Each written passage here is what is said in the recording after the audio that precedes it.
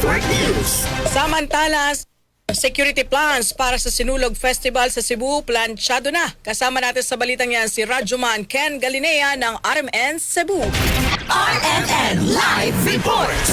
7,000 security forces ang itatalaga para sa darating na Fiesta Senior at iba pang mga aktibidad sa Sinulog na magsisimula na ngayong Huwebes sa lungsod ng Cebu. Isang send-off ceremony ang ginawa ng kapulisan, lokal ang pamalaan sa lungsod ng Cebu at mga representative mula sa Basilica Minor del Santo Niño sa Cebu City Sports Center para sa deployment ng mga security personnel na magbabantay sa peace and order sa Sinulog festivities hanggang nasa Sinulog Grand Parade. Kabilang sa mga security forces ay mula sa PNP, AFP, BFP, Philippine Coast Guard, Cebu City Transportation Office at ilang mga ahensya ng gobyerno kagaya ng DOH. Samantala ay iimbitahan naman ng lokal na pamalaan sa lungsod ng Cebu si Pangulong Ferdinand Bongbong Marcos Jr. na dumalo sa Sinulog Grand Parade sa Enero 18.